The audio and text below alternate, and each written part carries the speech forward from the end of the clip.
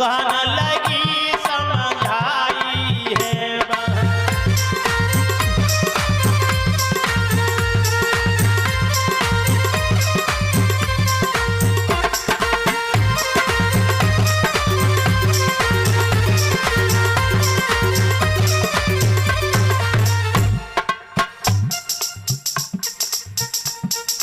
जवाब दिया।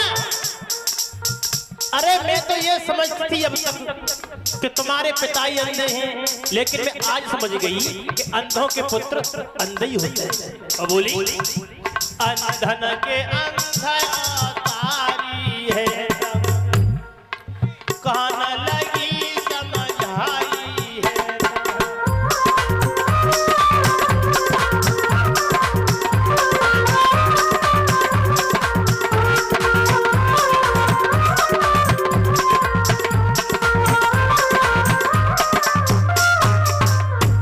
एक बात कही है, मैं तो ये समझती थी कि तुम्हारे पिता ही अंधे, लेकिन मैं आज समझ गई कि अंधों के पुत्र अंधे ही होते हैं। और जैसे ही भैया द्रौपदी ने इतने शब्द सुने, दुर्योधन जो वहां खड़ा है, द्रौपदी ने अपमान कर दिया और दुर्योधन खड़ा का खड़ा रह गया। एक बात कही है द्रौपदी, तू घमंड में इतना भूल गई, अभिमान में इतना भूल गई, जो अपने से बड़े का सम्मान करना ही भूल गई। जिनको तूने अंधा बताया वो हमारे पिता तेरे ससुर लगते। घमंड में इतना चकनाचूर हो गए जो अपने से बड़ों का आदर करना सम्मान करना भूली। हंस रही हो, हंस लीजिए, लेकिन जिस समय अंधों के फंदा में फंस जाऊंगी उस दिन तुम्हें पता चलेगा कि अंधों के पुत्र अंधे होते हैं या फिर आंखों वाले होते हैं। और एक बात कही द्रौपदी,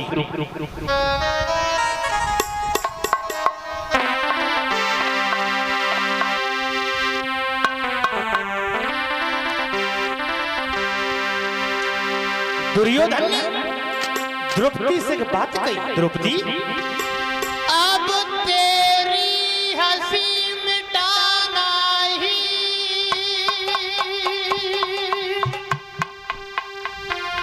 आठों पहर ये काम मेरा। द्रौपदी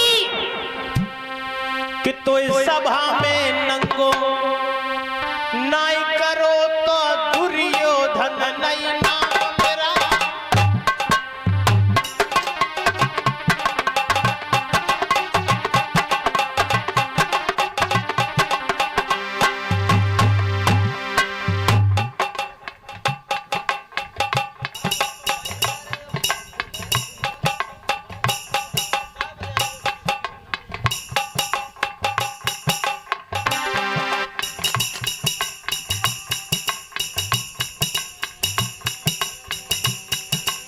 एक बात कही है, घमंड में इतना भूल गई जो अपने से बड़े का सम्मान करना ही भूल गई।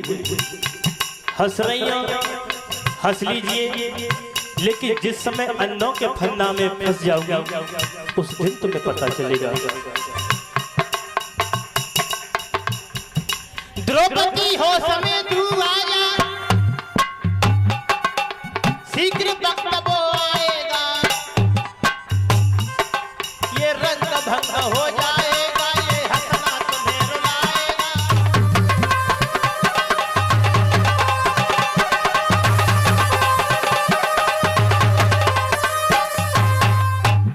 भरी सभा में जब फोन किया है कि तू घमंड में इतना भूल गई जो अपने से बड़े का सम्मान करना ही भूल गई।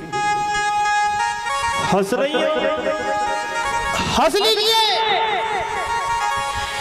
लेकिन जिस समय अंधों के फंदा में तुम फंस जाओगी उस दिन तुम्हें पता चलेगा कि अंधों के पुत्र अंधे होते हैं या फिर आंखों वाले होते हैं।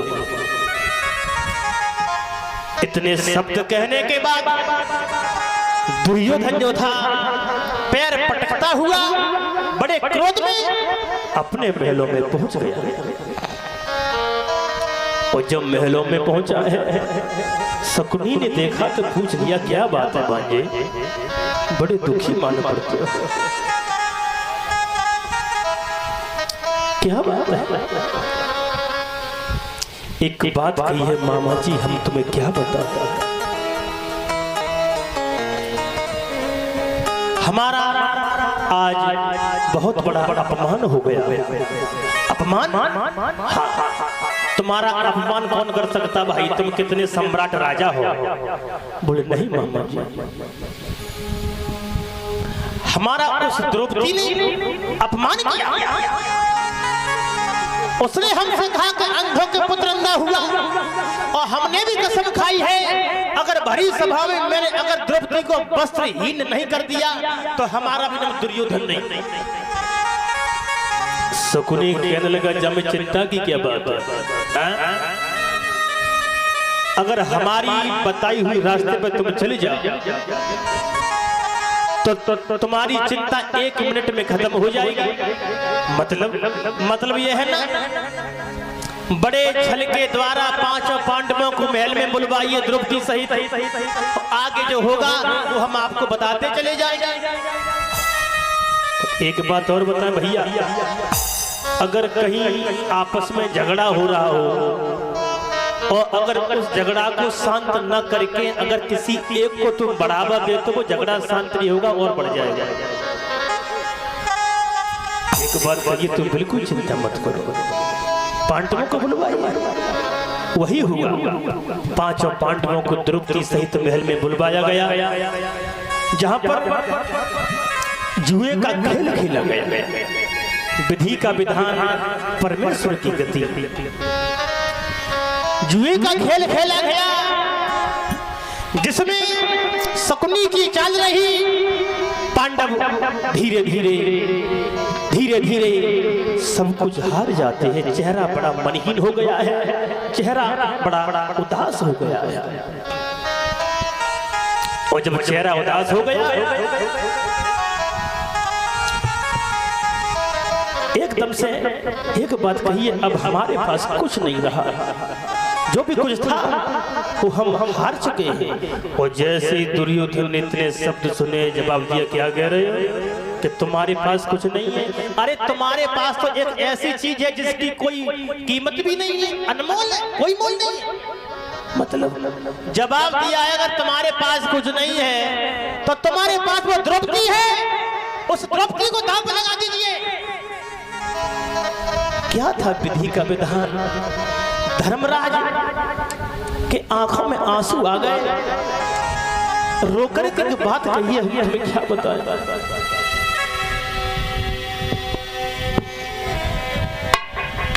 धर्मराज अपने मन में विचार करते कि एक और खड़ा है राजभवन, एक और बपूज दुलारी है, और मैं उसको दाव पे लगाते तुम खेलो खेल खिलाड़ी है।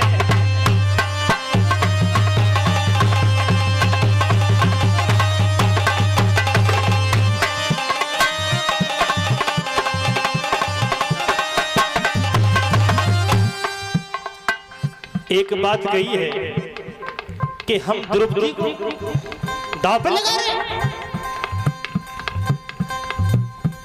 क्या दशा बनी वहां।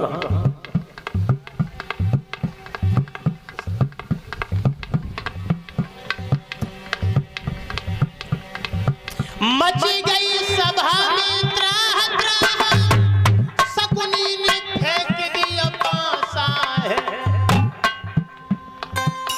देवी द्रौपदी को हार गए, देवी द्रौपदी को हार गए, मच गया सभा में रासा है।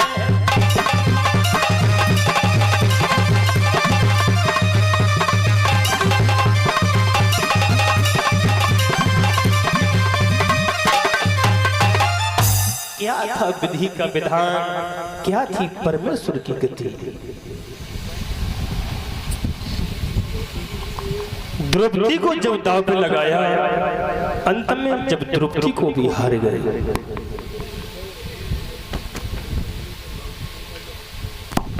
ये सनी भैया जी की तरफ से हमारा मान सम्मान हुआ है और हमारे सभी साथियों को 21-21 रुपए देकर के सम्मानित किया है। भगवान से कामना करते भगवान सद्बुद्धि प्रदान करता रहे, दौलत से भंडार भरता रहे। बोलिए सच्चिदानंद भगवान की। आइए गौर करते हैं यहाँ से आगे, आशा करते हैं उससे पहले एक लाइन का सभी व्यक्त ताली बजा करके भगवान के नाम का कीर्तन बोल लेते हैं।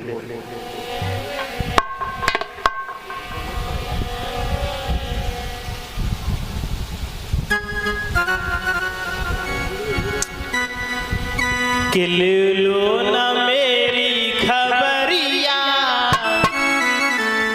एक भक्त कहता है प्रभु कि ले लो ना मेरी खबरिया, श्री बाके समरिया।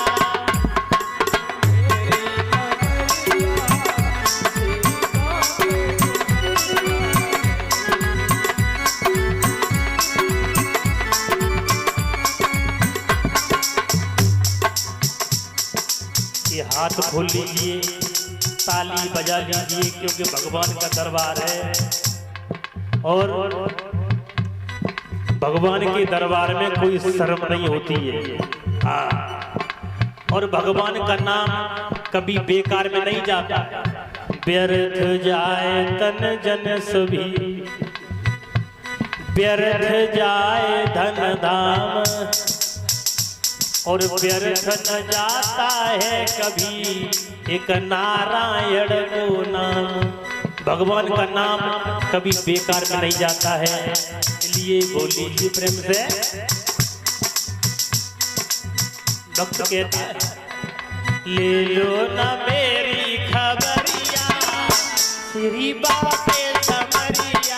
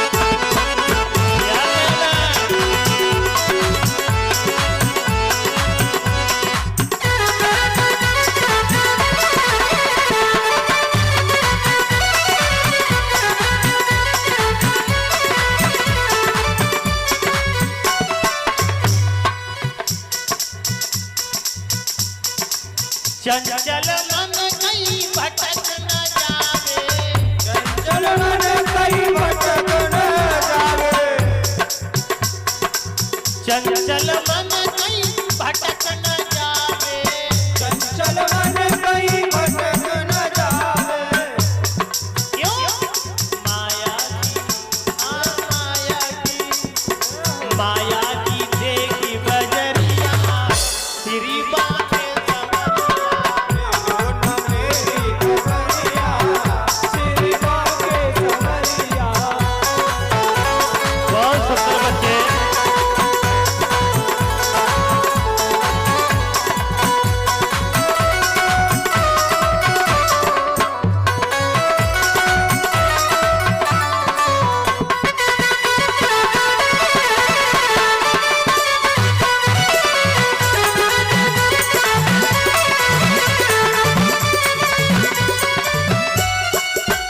भक्त कहता है ले लो ना मेरी खबरिया तेरी बातें समरिया, ले लो मेरी खबरिया तेरी बातें समरिया, ले लो ना मेरी खबरिया तेरी बातें समरिया।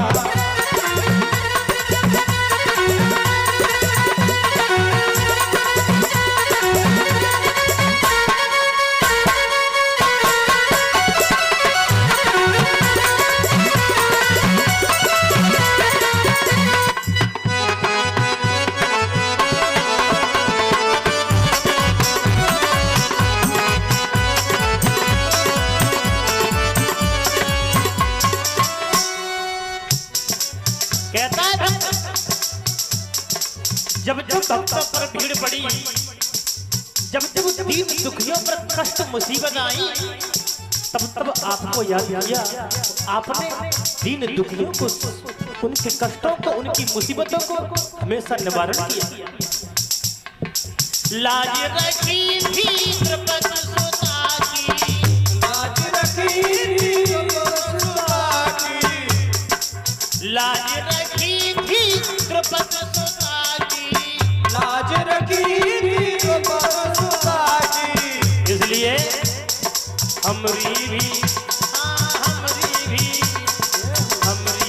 ले लो खबरिया तेरी बातें समरिया, ले लो ना मेरी खबरिया तेरी बातें समरिया, ले लो ना मेरी खबरिया तेरी बातें समरिया। जय हो।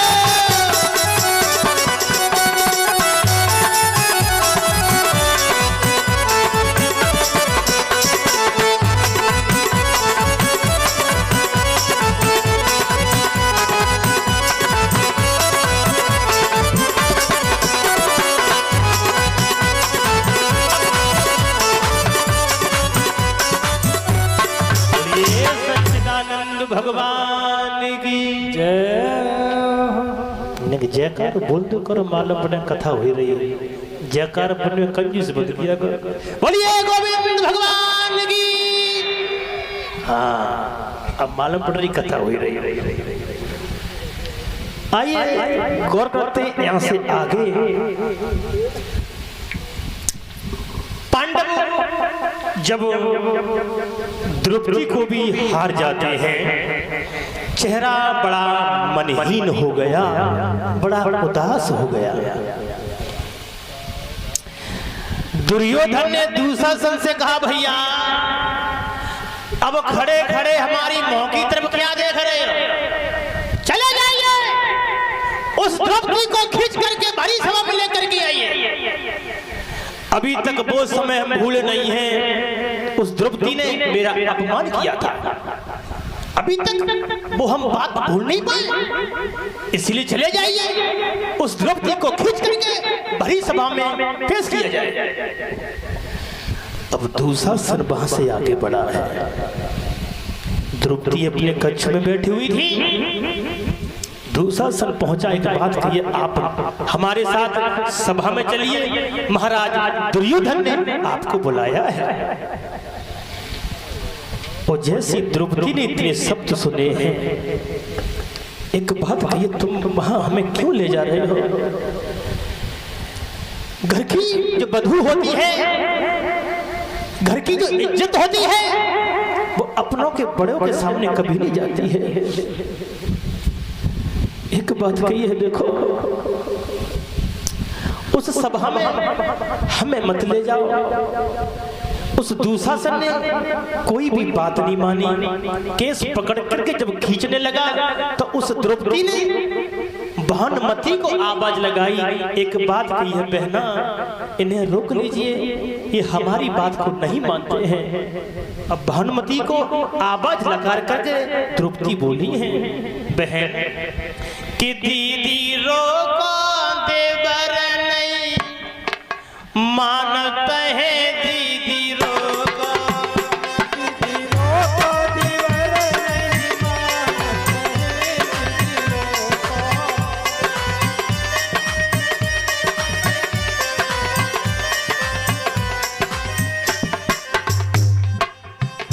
जवाब दिया बहन, बहना रोको, देवर नहीं मानते हैं, दीदी रोको, दीदी रोको,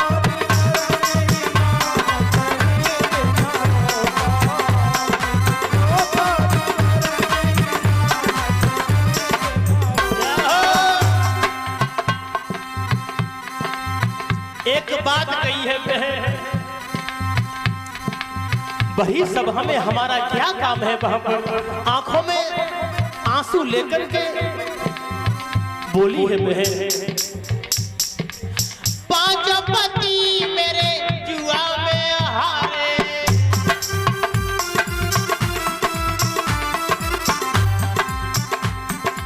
पांच पति मेरे जुआ में हारे,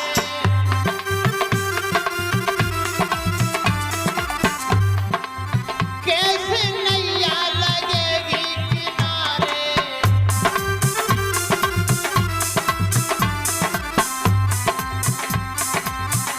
मोए मोए सभा में लगी रहो, धोखो है दीदी रोको, दीदी रोको, देवर नहीं, दीदी रोको, देवर नहीं मानते हैं, दीदी रोको, दीदी रोको,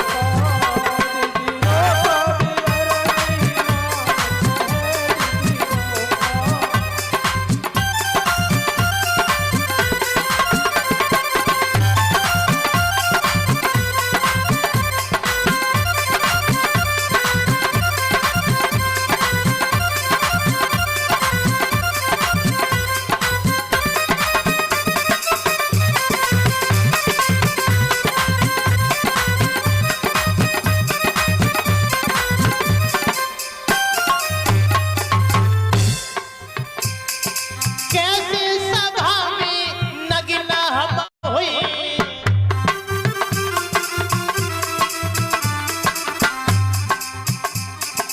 कैसे सभा में नगीना हम हुई,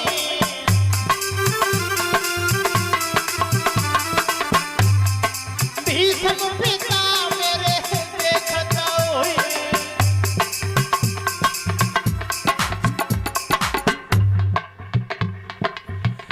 अब भाग्य मेरे फूटे हैं, दीदी रोको, दीदी रोको, देवर नहीं मानते हैं, दीदी रोको, दीदी रोको, देवर नहीं मानते हैं, दीदी रोको,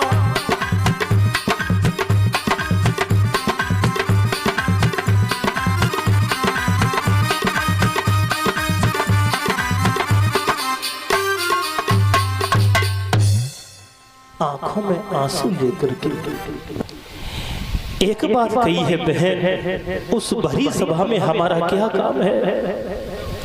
मैं वहां कदाप नहीं जाऊंगा,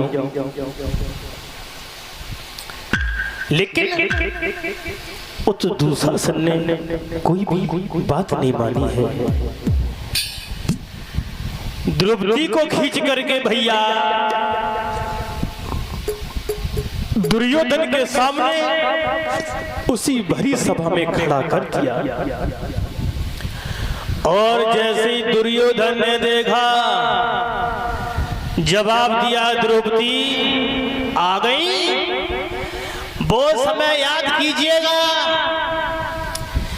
जो तुमने हमारा अपमान किया था, तुमने हमसे कहा था कि अंधों के पुत्र अंधे होते हैं, और शायद आपने बिल्कुल सही कहा था। दुशासन से कहा, भैया दुशासन, इस द्रौपदी की साड़ी को खींच करके दूर फेंक दीजिए, वस्त्रहीन कर दीजिए। और द्रौपदी से बात कही, द्रौपदी तुमने उस दिन जो कहा था वो बिल्कुल सही कहा था कि अंधों के पुत्र अंधे होते हैं, अंधे ही होते हैं। हमारे पिता अंधे हैं और हम उनका लड़का है, तो अंधों का पुत्र अंधा हुआ। और जितने जो सभा में लोग बैठे हैं ये अंधों के साथ रह करके अंधे हो गए। अब इस भरी सभा में तुम्हें देखने वाले सिर्फ तुम्हारे पति है, और पति के सामने पत्नी को काहे की शर्म। दुशासन, इस द्रौपदी की साड़ी को खींच करके दूर फेंक दीजिए, क्योंकि हम अपने अपमान का बदला लेना चाहते हैं। एक बात का ध्यान रखना, जब दुनिया में कोई अपना दिखा नहीं देता है, जिस डाली को इंसान पकड़ता है वो डाली टूट जाती है, जिस दरवाजे की ओर इंसान देखता है वो दरवाजा बंद नजर आता है, तो अंत में परमात्मा का ध्यान आता है। इस सभा में अपमान हो रहा है, अगर आज आप यहाँ नहीं आए तो तुम्हारे नाम पर कोई विश्वास नहीं करेगा मुरलीधर, कोई भी तुम्हें नहीं मानेगा। और बोली कि बैठे परिवारी समरिया हितकारी,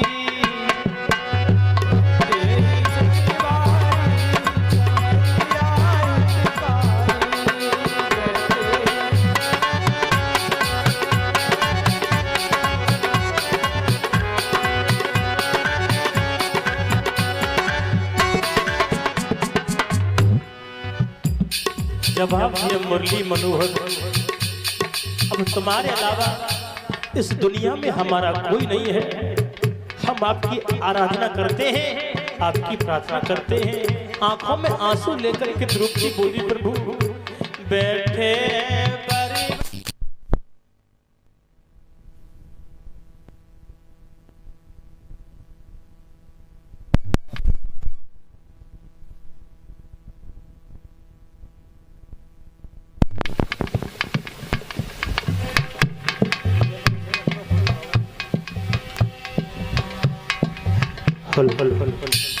जवाब ये मुरली मनोहर,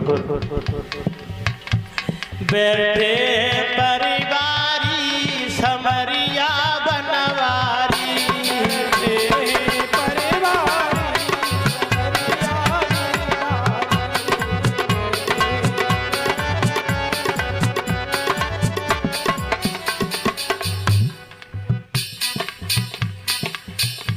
तुम्हारे अलावा दीन दुखियों का, भक्तों का संसार में दूसरा कोई नहीं होता है। दीन बंधु, आप हमारी टेर को अवश्य सुनिए। बैठे परिवारी समरिया हितकारी, बैठे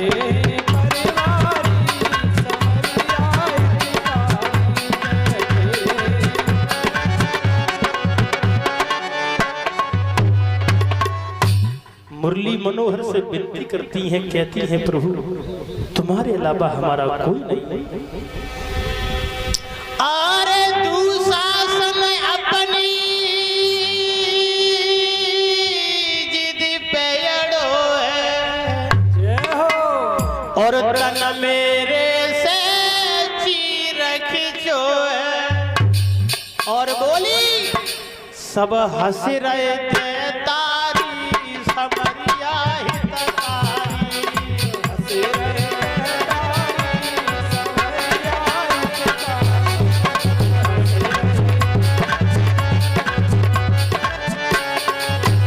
बैठे परिवारी समरिया बनवारी।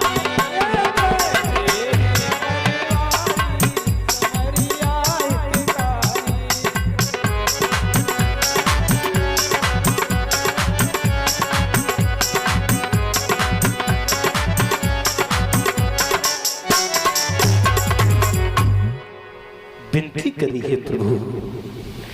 इस दुनिया में तुम्हारे अलावा हमारा कोई नहीं है दीनबंधु। आप हमारी देर को अवश्य सुनिए। जिस समय द्रौपदी ने विनती की है तो भगवान श्याम सुंदर उस सभा में आकर के द्रौपदी की रक्षा करते, दुशासन साड़ी को खींच रहा है, श्याम सुंदर चीर को बढ़ाते चले गए, तमाम कोशिश की, लेकिन उस दुशासन ने द्रौपदी को उस सभा में वस्त्रहीन नहीं कर सका। क्यों?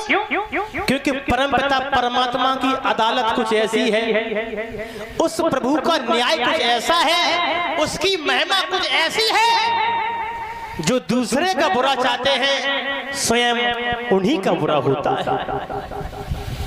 जो दूसरे के लिए गड्ढा खोलते हैं अक्सर उसी में वही गिरते हैं। वो अदालत कुछ ऐसी है जहां पर न कोई रिश्वत चलती है न कोई वकालत चलती है। प्रभु की अदालत ही कुछ ऐसी है। एक कवि अपने शब्दों में कहते हैं,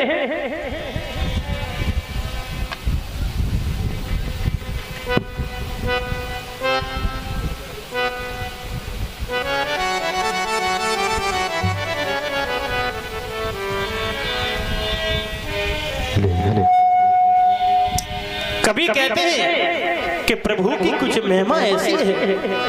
कैसी है तो बोल से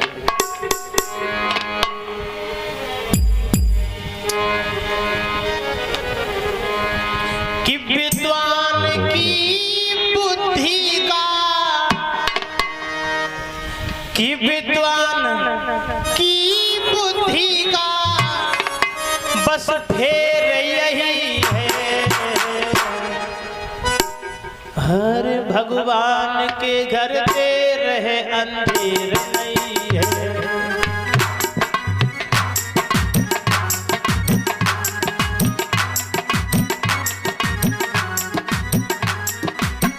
बहुत सुंदर बच्चे,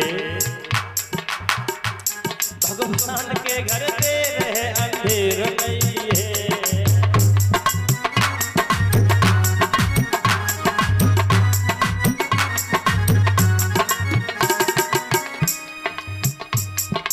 भगवान के घर देर है लेकिन अंधेर नहीं है।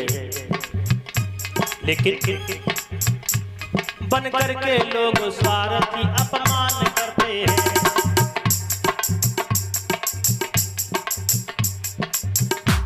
बन करके लोग स्वार्थी अपमान करते हैं, दुख देते हैं वो गैर को सुख उठाते हैं।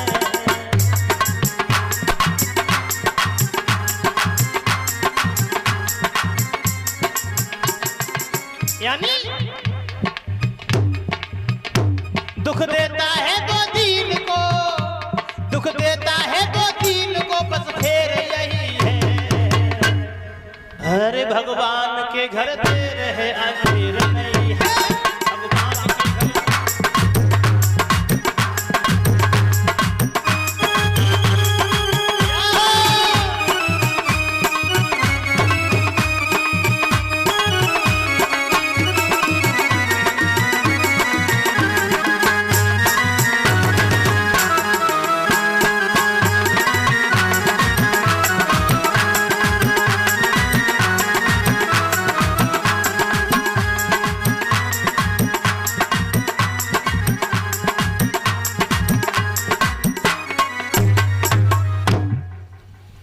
भगवान के घर देर है लेकिन अंधेर नहीं है। कभी कहते हैं जो सच्चे मार्ग पर चलते हैं, जो धर्म पुण्य करते हैं, उनके सामने दुख कष्ट मुसीबत तो बहुत आते हैं, लेकिन परमपिता परमात्मा उनकी नाव को कभी डूबने नहीं देता है। हमेशा साया बन करके अपने भक्तों की ईश्वर रक्षा करते हैं। भक्त जहां भी भगवान को बुलाते हैं, परमपिता परमात्मा को वहां जाना ही पड़ता है। कैसी महिमा है उस ईश्वर की, कैसी महिमा है पार ब्रह्म परमेश्वर की। जिस समय भगवान ने द्रौपदी के चीर की जब रक्षा की है, दुशासन तमाम को से करता है, लेकिन द्रौपदी को वस्त्र ही नहीं कर सका है। इधर महाभारत का युद्ध चल रहा है। 18 दिन में 18 अक्षौणी सेना समाप्त हो गई। भीम में और दुर्योधन में जब गदा युद्ध होता है, भीम ने दुर्योधन की जब जंघाओं को तोड़ दिया, दुर्योधन अधीन होकर के जमीन पर गिर गया, जिंदगी की आखिरी सांसें गिरने लगा। इधर जो दुर्योधन का मित्र था जिसका नाम था अश्वत्थामा, जो गुरु द्रोणाचार्य का पुत्र था, वो सामने पहुंच गया और जवाब दिया, ये मित्र, ये तुम्हारा दुख दर्द हमसे सहन नहीं होता है। हम तुम्हारे मित्र हैं, हम तुम्हारे सखा हैं, और मित्र का ये धर्म होता है, मित्र का ये कर्तव्य होता है कि मुसीबत के समय में अपने मित्र की सहायता करें। क्योंकि बाबा तुलसीदास रामायण में लिखते हैं, क्या कहते हैं बाबा तुलसीदास कि धीरज धरा मित्र और नारी, आपत्ति काल परखिए चारी।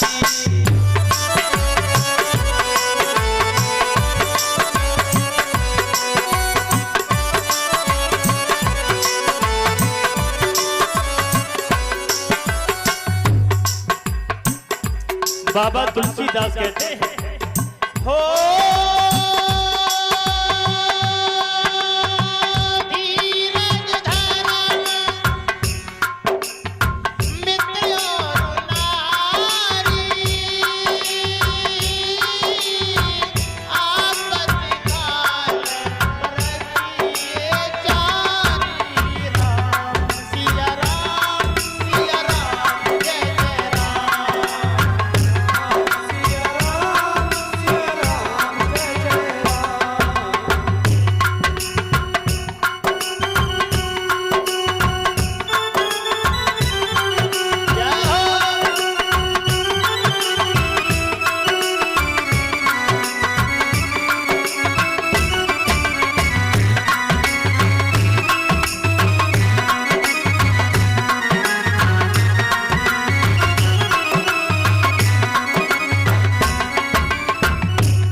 और बाबा तुलसीदास कहते हैं, जिंदगी में ये 4 कांटे भी होते हैं।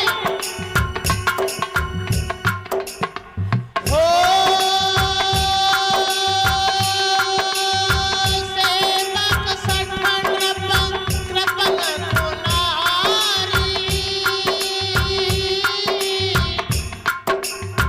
कपटी शूल समाचारी।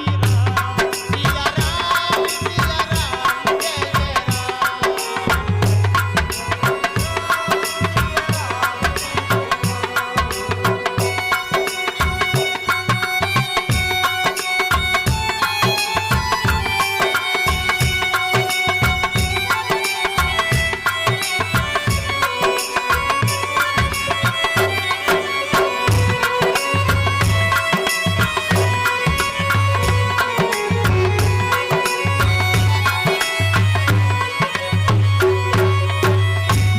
बाबा तुलसीदास कहते हैं कि धीरज धर्म मित्र और नारी, और आपत्ति काल परखिए चारी। बाबा तुलसीदास कहते हैं, विपत्ति के समय में अपनों की पहचान होती है। अगर मुसीबत में पत्नी अपने पति का साथ देती है तो वो पत्नी कहलाने लायक है। अगर मुसीबत के समय में मित्र अपने मित्र की सहायता करता है तो वो मित्र है। बाबा तुलसीदास ये भी कहते हैं कि जिंदगी में 4 कांटे भी होते हैं कि सेवक सठ नृप कृपन कुनारी,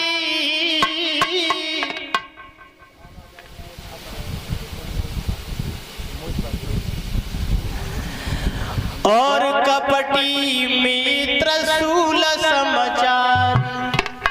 जिंदगी में ये चार कांटे भी होते हैं, कंजूस राजा, मूर्ख सेवक, कपटी मित्र और बदचलन औरत। ये चार जिंदगी में कांटे होते हैं, ये कष्ट देने के लिए दुनिया में आते हैं। भीम ने जब दुर्योधन की जंघों को तोड़ दिया है भैया, दुर्योधन अधीन होकर के जमीन पर गिर गया। दुर्योधन का जो मित्र था जिसका नाम था अश्वत्थामा, अश्वत्थामा ने बात कही है, मित्र तुम चिंता मत करो, उन पांचों पांडवों के सर को काट करके हम तुम्हारे करीब अवश्य आएंगे। अब अश्वत्थामा वहां से आगे बढ़ा है। भगवान कन्हैया समझ गए, भगवान श्याम सुंदर ने जहां पांचों पांडव लेटे हुए थे वहां द्रौपदी के पुत्रों को लेटा दिया। अब अश्वत्थामा नहीं समझा, क्रोध में वहां से आगे बढ़ा है।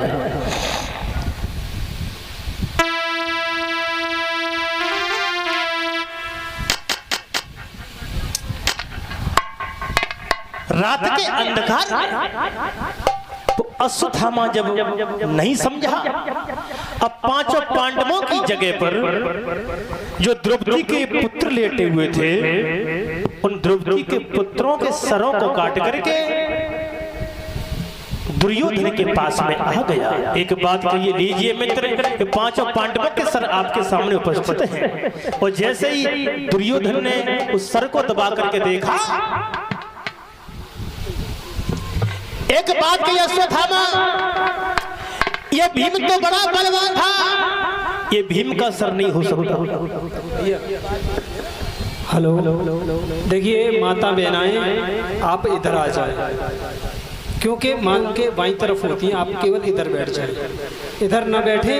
हाँ, इसीलिए हमने दो पार्टीशन किए हैं, आपका स्थान इधर है, भाई बंधुओं का स्थान इधर है। केवल यज्ञपति, परीक्षित और विद धर्मपत्नी ये तो बैठ सकते हैं, बाकी महिला माता बहना इधर आ जाएं, भाई बंधु इधर बैठे रहे। ध्यान रखना भैया, उस दुर्योधन ने एक बात कही है, ये भीम का सर नहीं हो सकता, भीम तो बड़ा बलवान है। आगे बढ़ने के बाद क्या देखा,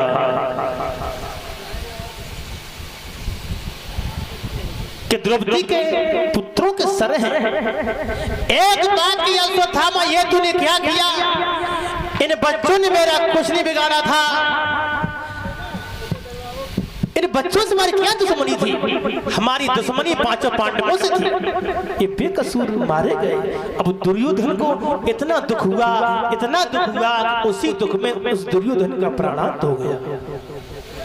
इधर जब सुबह हुआ, सुबह ही होते होते द्रौपदी अपने पतियों के दर्शन करने के लिए चली गई। क्या देखा डेरों में, कि डेरों का कुछ हाल ही बेहाल है, चारों तरफ खून बह रहा है।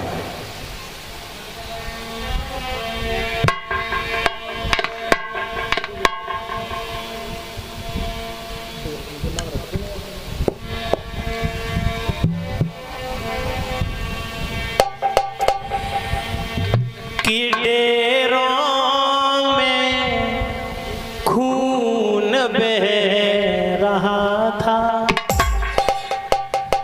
और हर अबला पड़ी रो रही है।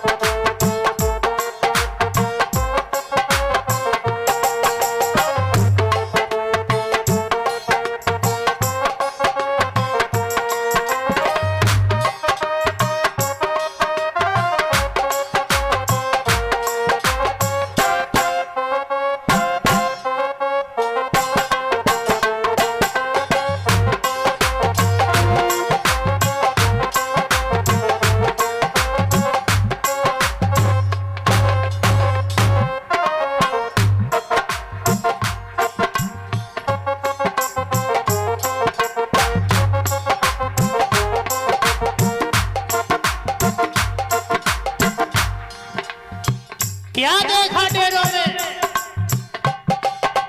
चारों तरफ खून बह रहा है। जो भी आता है वहां रोने में लग जाता। क्या दशा थी वहां भैया?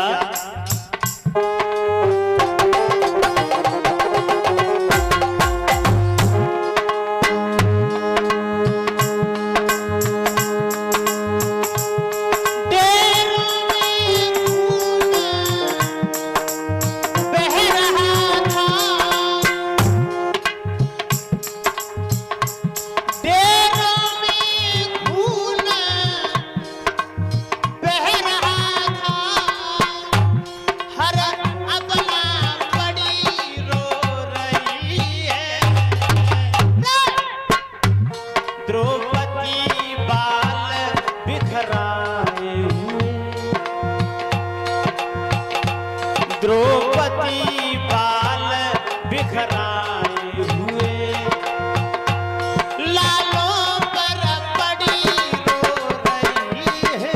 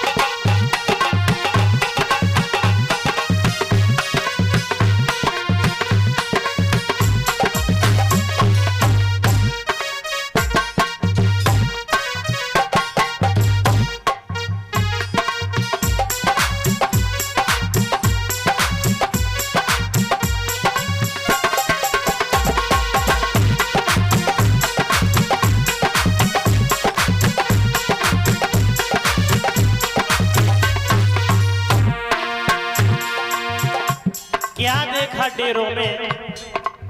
चारों तरफ खून बह रहा है। जो भी आता है वो रोने में लग जाता है।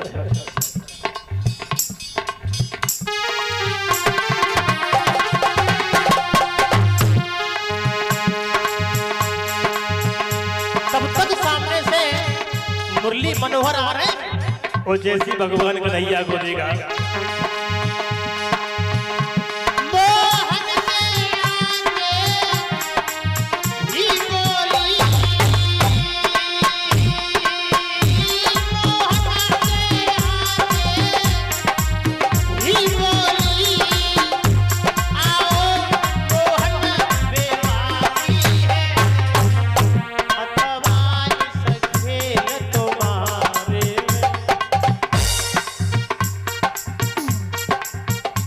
अथवा इस खेल तुम्हारे में या और कसर कछुबाती है।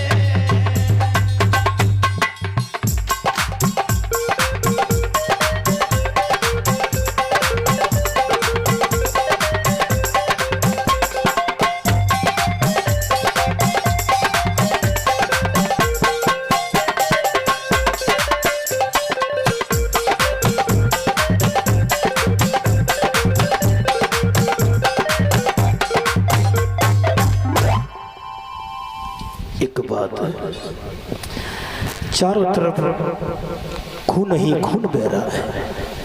जो भी आता है पर रोने में लग जाता है।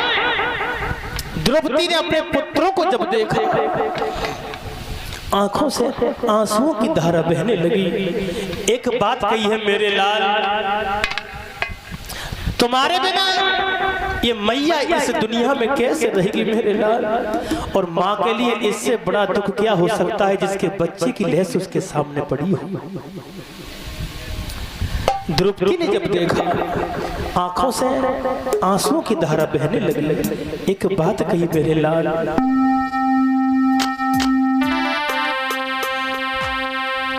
लाला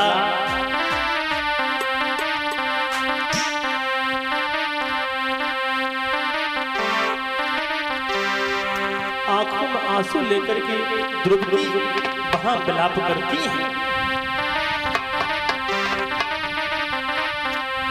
कि मोह पे मादर लया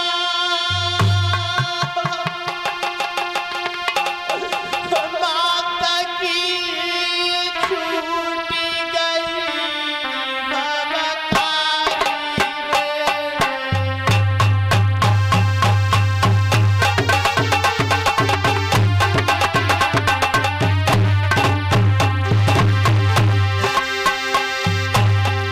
लाला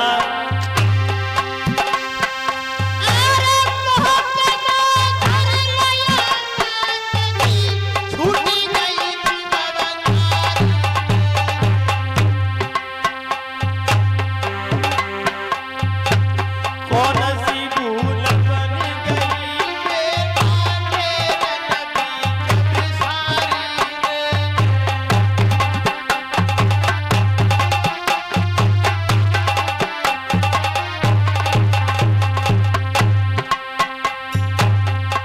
एक बात कही है लाला, तुम्हारे अलावा इस संसार में तुम्हारे बिना मैया कैसे रहेगी। द्रौपदी वहां विलाप करती है और कहती है लाला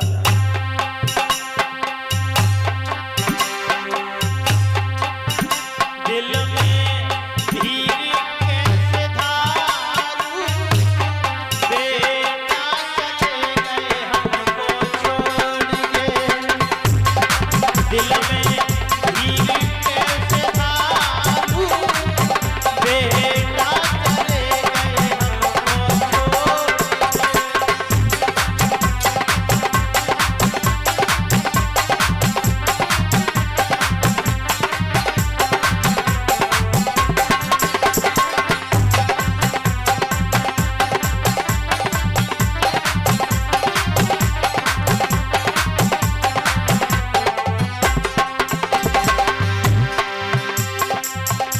लाला बोल सुनाई दे तीर बंधाई दे तेरा तेरी मैया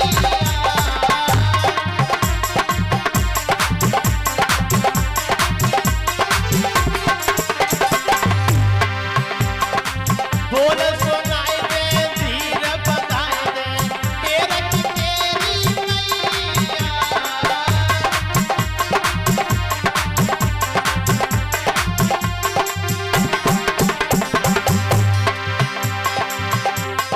मन में सबर कैसे मारू बेटा चले गए हमको छोड़ के।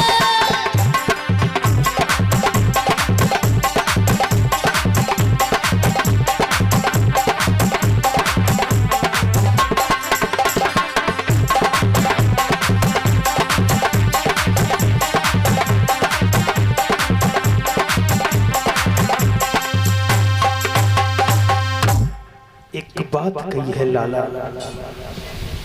तुम्हारे बिना ये मैया इस दुनिया में कैसे रहेगी मेरे लाला।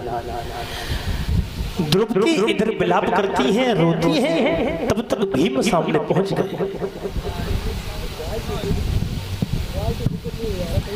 एक बात कही है द्रौपदी, तुम बिल्कुल चिंता मत कीजिएगा। जिस किसी ने हमारे बच्चों का वध किया है हम उसे इस पृथ्वी पर जीवित नहीं छोड़ेंगे।